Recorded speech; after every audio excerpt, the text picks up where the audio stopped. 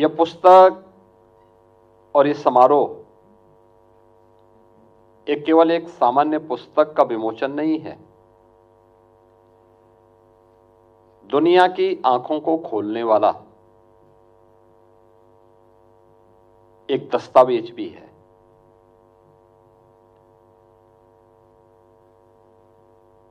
हम इस बात से पूरी मजबूती के साथ कह सकते हैं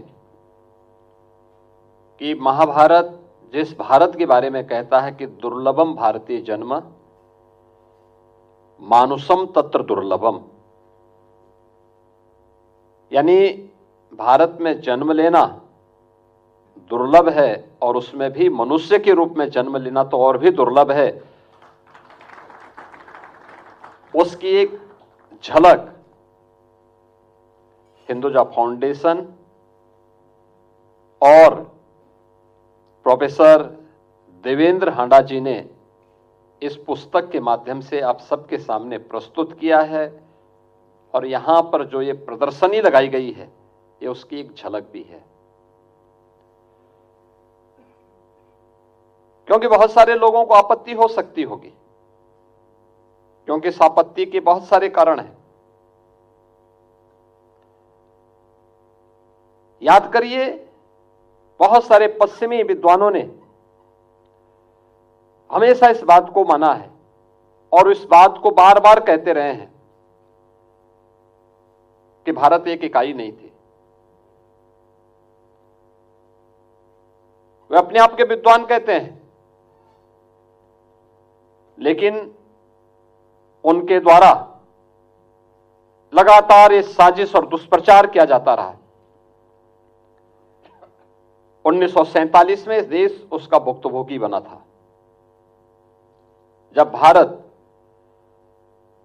के दो अभिन्न हिस्से भारत से अलग कर दिए गए थे। वे भारत के अंदर जो ब्रिटिशर की साजिश थी कि भारत एक इकाई नहीं, वे अलग अलग भागों में उसको विभाजित करना चाहते थे। उनकी मंशा थी अपने आप को दिखाने के लिए कि हम ही शासन कर सकते हैं, इनको शासन करना नहीं आता, और वे भारत को उस दिश से कमजोर करने के लिए उन्होंने उस समय जो साजिशें रची, लेकिन इस भारत ने उस समय भी उसका जोरदार प्रतिकार किया। याद करिए ना, भारत कब एक नहीं था। जब भारतीय मनीषा इस बात का उद्घोष करती है उत्तरम यत् समुद्रस्य हिमाद्रेस्यैव दक्षिणम वर्षम तद भारतम नाम भारती तत्र संतति। आप याद करिए ना,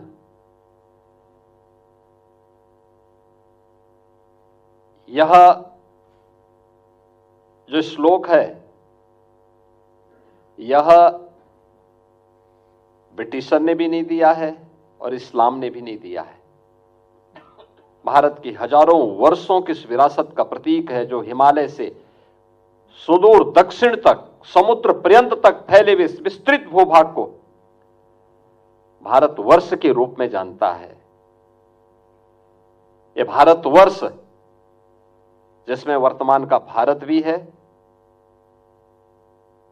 पाकिस्तान भी है, बांग्लादेश भी है, ये बृहत्तर भारत, यही बृहत्तर भारत, यही भारतीयों का देश है।